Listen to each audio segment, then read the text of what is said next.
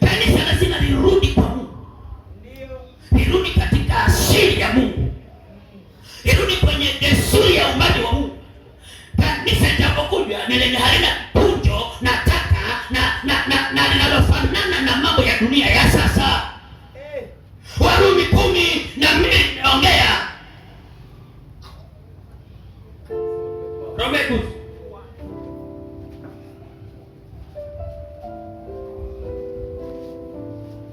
ni marejesho kwa ajili ya wana wa Mungu. Warumi. Mtu mmoja akaniambia, baba, sasa maana tusipale tena mabidio. Mimi siamini usipale bidio. Mimi ninafundisha neno la Mungu. Sijui kwa nini Mungu amenitumia siku hizi namna hii. Ni kwa sababu ya kukuandaa. Anasema hivi, je vous exhorte donc, frères, par les compassions de Dieu, à offrir vos corps comme un sacrifice vivant, c'est agréable à Dieu, ce qui sera de votre part et qui est raisonnable. Verset 2. Ne vous conformez pas au siècle présent, mais soyez transformés par le renouvellement de l'intelligence, afin que vous disiez mieux quelle est la volonté de Dieu, ce qui est bon et parfait. Inaishia hapa. Soyez transformés. Ne vous conformez pas au siècle présent. Niliwafundisha hapa juu ya msalaba.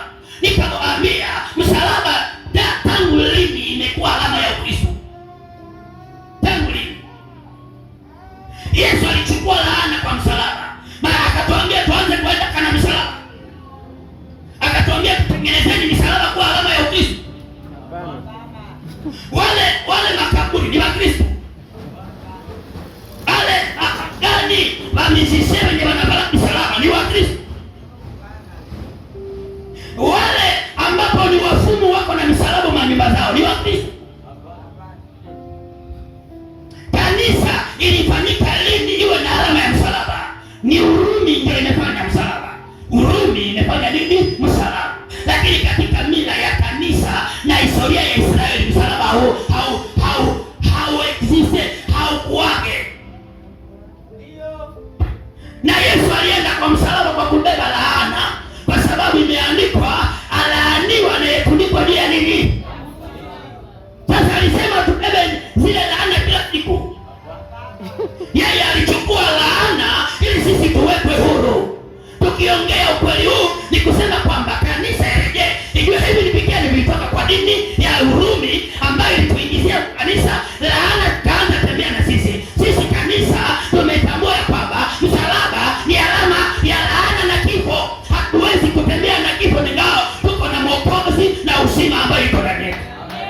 Tumewekwa huru kwa sababu ya kazi iliyofanyika wapi? Msalabani. Lakini hawakutuambia kanisani tuweke misalaba na katika manguo zetu tuvae misalaba, wala tufanye mabedai ya misalaba. Hii ni ujinga na utapeli. Lazima tuache.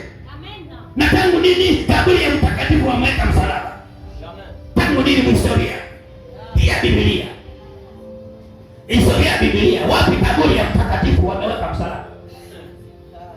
Na kaburi ya Yesu haikuwa na msalaba. Yesu alipanda msalabani, lakini kaburi yake haikuwa na nini? Na msalaba. Sasa sisi wa Kristo tumetosha ile bila namna. Wapi tumeitoa wapi? Mitume, kaburi za mitume mmesikia wameweka misalaba? Watakatifu wote akina Ibrahimu, mlisikia makapela ambayo ni simeteri ya Abrahamu, ambaye Sara alizikwa, Abrahamu alizikwa pale. Wamekuambia kama pale kuna misalaba pale. Enda Israeli utaona. Kuna kuwaka ile mawe ya kaburi. Mnasikia? Hata kama mtasikia. Acheni msalaba kuwa alama ya Ukristo. Sio alama ya Ukristo, ni alama ya laana na kifo. Na Kristo ndani yetu ni uzima wa milele.